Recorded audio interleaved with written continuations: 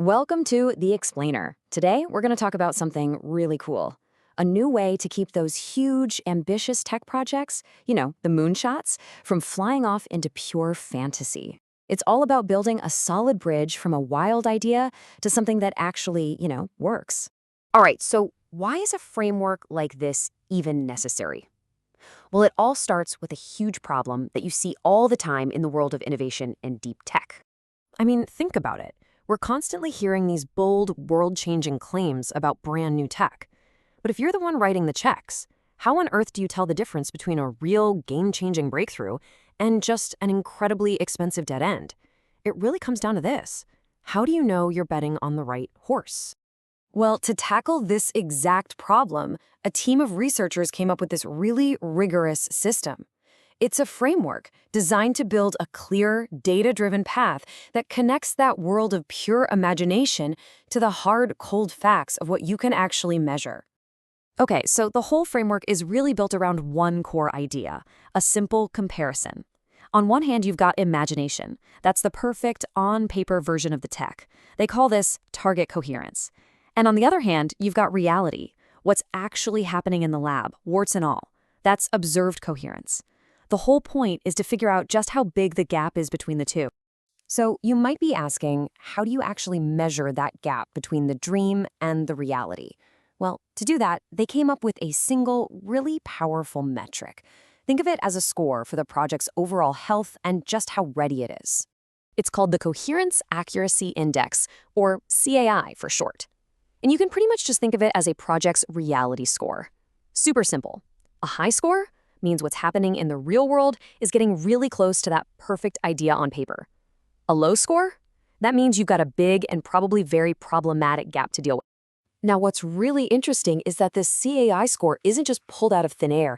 It's actually made up of 5 key factors, all weighted differently. The biggest slice of the pie, at 35%, is what they call physics ledger fit, which is just a fancy way of asking, does this thing actually obey the laws of physics? But then you've got other really practical stuff in there too, like engineering readiness, and even crucial things like falsifiability. I mean, can you even test these claims? And of course, safety and ethics. And this is where it gets really serious. The framework sets this incredibly specific, statistically derived number you have to hit. Our project doesn't move forward based on a hunch or a gut feeling. Nope, it has to hit a CAI score of at least 0.87093. And yeah, that precision is totally intentional. Plus, you have to hit that number with 95% statistical confidence. So what this does is create these super clear black and white decision points. If your score is above that magic number, you get a go. You proceed. If it's below 0.85, it's a hard no-go. Time to either reboot the whole thing or just retire it. And if you're in that little amber zone in between, the rule is simple. Go back and repeat the cheap tests. It's all about preventing teams from just throwing good money after bad on a project that isn't cutting it. Okay, so that's the theory. But what does this actually look like in practice? Let's take a look at how this framework was used on a real project, in this case, an advanced Terahertz technology, to see how it progressed over time. So the project was mapped out in 4 clear stages. Each one had a very specific goal. They started at phase 0, which was basically just, is this signal we're seeing even real, or is it just a glitch? From there, they moved on to phase 1, which was about really digging into the core physics. Then came phase 2, putting the whole system together. And finally, phase 3 was all about planning for the big time, the scale-up. And this chart, wow, it just shows the journey perfectly. Look at this. The project's reality scores started way down here at 0.35 back in phase 0. But as the team started knocking down risks and proving the science, that score climbed up to 0.62. And then, bam, in phase 2, it finally crossed that critical go threshold, hitting 0.88. That was the green light they needed to keep going. Okay, this all sounds really impressive, but it all comes down to one really important question, right? How do you make sure the data going into that score is legit? How do you know it's not just wishful thinking?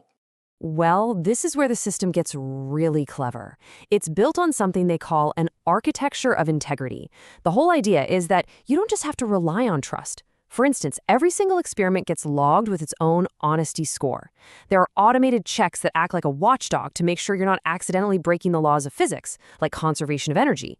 And they do things like pre-registering their analysis, which basically stops anyone from cherry-picking just the good results.